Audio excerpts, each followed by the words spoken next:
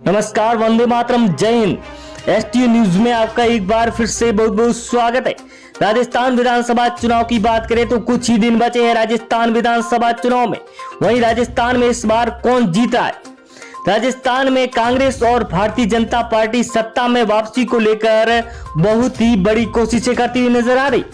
एक तरफ कांग्रेस सत्ता में दोबारा आने को लेकर जंग लड़ रही है, तो दूसरी ओर सत्ता में 5 साल वापसी के लिए बीजेपी अपनी पूरी ताकत लगाती हुई नजर आ रही है। सवाल यह है कि सत्ता में इस बार किसकी वापसी होगी, बीजेपी या फिर कांग्रेस? तो इस बार बहुत बड़ा उलटफेर होता नजर आ रहा है राजस्थान विधानसभा चुनाव में।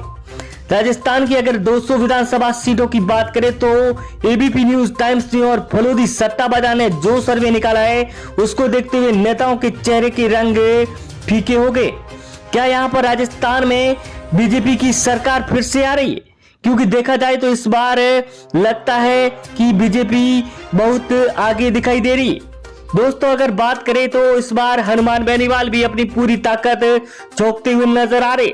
जिस तरह से आम आदमी पार्टी की एंट्री से किसको कितना नुकसान होता हुआ नजर आ रहा है, तो ये भी हम आपको दिखाने वाले। तो दोस्तों, हम आपको राजस्थान की 200 विधानसभा सीटों का सबसे बड़ा और सटीक सर्वे लेकर आ रहे हैं। तो आप वीडियो के लास्ट तक जरूर बने रहिए, और वीडियो पर नए हैं तो हमारे चैनल को सब्सक्राइब जरूर करें। क्यों राजस्थान में इस बार बीजेपी की सरकार बनेगी या फिर कांग्रेस कर सकती है सत्ता में फिर से वापसी? तो इसको लेकर हम आपके बीच में राजस्थान की हर एक सीट के बारे में दिखाने वाले। राजस्थान में बड़े बड़े दिग्गज इस बार मैदान में उतरते हुए नजर आ रहे। क्या राजस्थान में बहुत बड़ा उलटफेर होता नजर आएगा, या फिर राजस्थान में या फिर कांग्रेस अपनी सत्ता में वापसी कर सकती है? तो इसको लेकर हम आपके बीच में 200 विधानसभा सीटों का सबसे बड़ा और सटीक सर्वे लेकर आए। तो दोस्तों, आपको ले चलते हैं उस सीटों पर। सबसे पहले हमारे बीच में भीलवाड़ा की यहाँ पर 7 सीटें आ गई है, तो उसको लेकर यहाँ पर बीजेपी को 5 सीटें मिल रही है, तो कांग्रेस के खाते में यहाँ से 2 सीटें जा रही है, तो यहाँ पर आरएलपी और अन्य को 0-0 सीट मिल रही है। वहीं बीकानेर की 7 सीटों की बात करें तो यहाँ पर बीजेपी को 4 सीटें, वहीं कांग्रेस को 3 सीटें मिल रही है, तो आरएलपी और अन्य के खाते में 0-0 सीट जाती हुई नजर आ रही है। साफ तरह से देखा जा रहा है इस बार बीजेपी को बहुत बड़ा फायदा होता नजर आ रहा है। वहीं बाड़मेर की 7 सीटों की बात करें तो यहाँ पर बीजेपी को 6 सीटें, वहीं कांग्रेस को 1 ही सीट मिलती नजर आ रही है। वहीं आरएलपी और अन्य के खाते में 0-0 सीट नजर आ रही है। बाड़मेर में यहाँ पर बहुत बड़ा उलटफेर भी होता नजर आता दिखाई दे रहा है।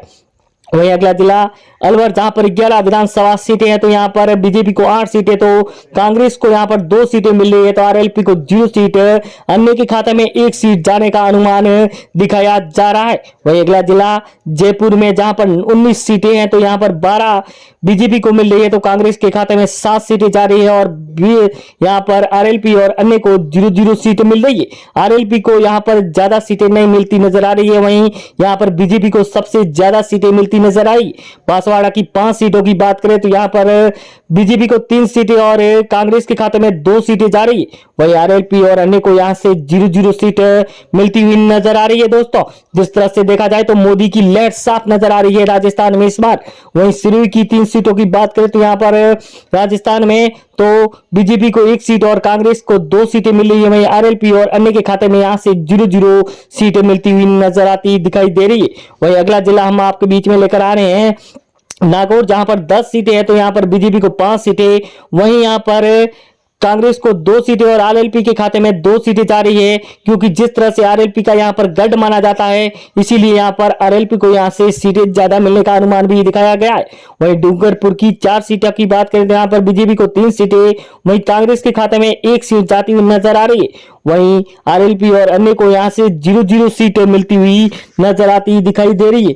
वहीं अगला जिला जहां पर आपको बताते हैं धौलपुर की 4 सीटों पर, तो यहां पर बीजेपी को 2 सीटें, वहीं कांग्रेस के खाते में 2 सीटें जा रही है।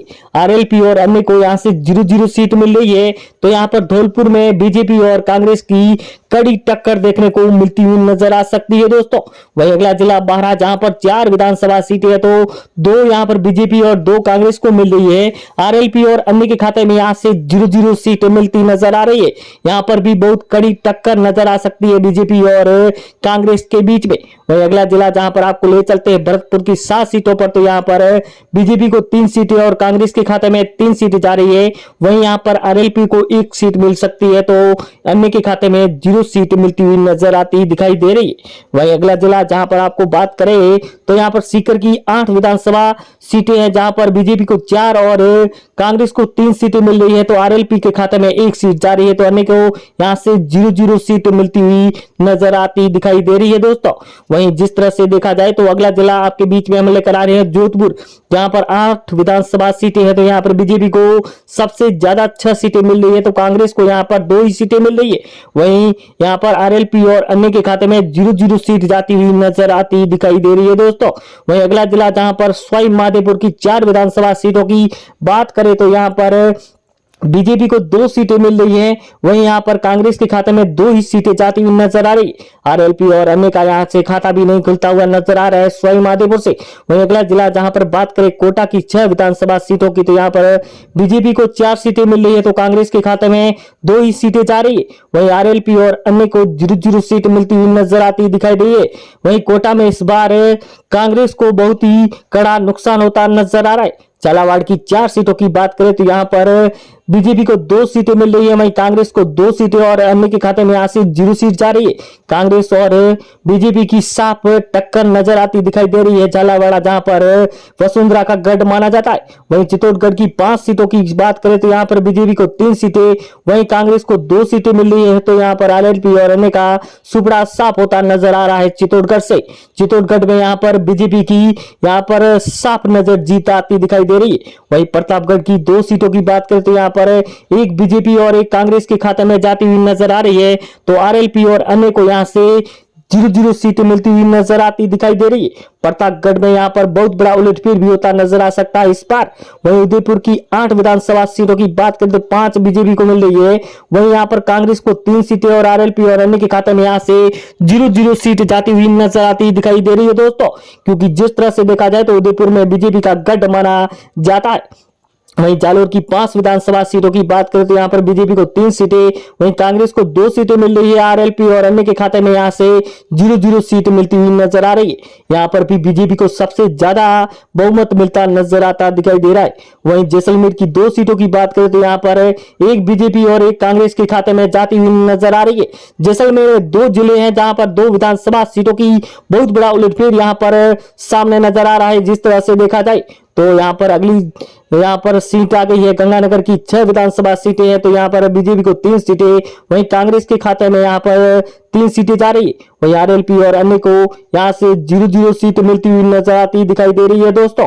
वहीं अगला जिला जहां पर हम आपको ले चलते हैं राजसमंद, जहां पर 4 विधानसभा सीटें है तो 2 बीजेपी और 2 कांग्रेस के खाते में जाती हुई नजर आ रही है। वहीं आरएलपी और अन्य को यहां से 0-0 सीट मिलती हुई नजर आ रही है।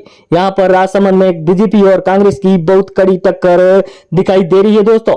वहीं टोंक की 4 विधानसभा सीटों की बात करें तो यहां पर बीजेपी को 3 सीटें, वहीं कांग्रेस को 1 सीट मिल रही है तो आरएलपी और अन्य को यहां से 0-0 सीट मिलती हुई नजर आ रही है। दोस्तों यहां पर टोंक में बीजेपी का गढ़ माना जाता है। इस बार बीजेपी को बहुत ज्यादा सीटें मिलती हुई नजर आ सकती है।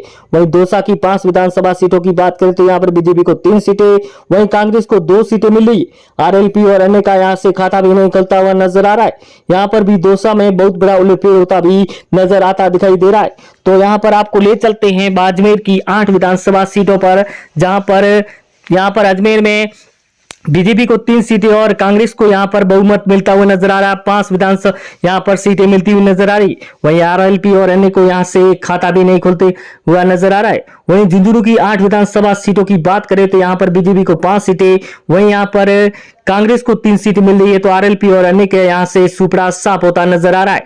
यहां पर बीजेपी को बहुत ज्यादा बहुमत मिलने का अनुमान भी दिखाया गया है। वहीं अगला जिला चूरू, जहां पर 6 विधानसभा सीटें है तो यहां पर 3 बीजेपी और 3 कांग्रेस को मिल रही है तो आरएलपी और अन्य का सुपड़ा साफ होता नजर आ रहा है। शुरू में इस बार कांग्रेस और बीजेपी की बहुत कड़ी टक्कर देखने को मिलती हुई नजर आ सकती है दोस्तों। वहीं अगला जिला जहां पर हनुमानगढ़ की 5 सीटों की बात करें तो यहाँ पर बीजेपी को 3 सीटें और कांग्रेस को 2 सीटें मिल रही है। वहीं आरएलपी और अन्य को यहाँ से 0-0 सीट मिलती हुई नजर आती दिखाई दे रही है दोस्तों। जिस तरह से देखा जाए तो यहाँ पर भी बहुत बड़ा उलटफेर होता नजर आ सकता है।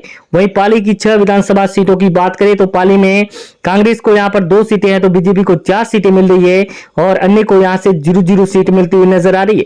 पाली में इस बार कांग्रेस को बहुत बड़ा नुकसान होता नजर आता दिखाई दे रहा है। वहीं अगला जिला जहां पर बात करें बूंदी की 3 विधानसभा सीटों की तो यहां पर बीजेपी को 1 और कांग्रेस को 2 सीटें मिल रही है। तो यहां पर बीजेपी और कांग्रेस के बीच में बहुत बड़ा अंतर नजर आता दिखाई दे रहा है। तो आरएलपी और अन्य को 0-0 सीट मिल रही है। तो राजस्थान में इस बार अगर बात करें तो 5 साल में जिस तरह से सरकार बदलती हुई नजर आ सकती है तो इस बार भी यहां पर बीजेपी की परचम लहराती नजर आ सकती है दोस्तों। तो आप अगर राजस्थान से है तो कमेंट बॉक्स में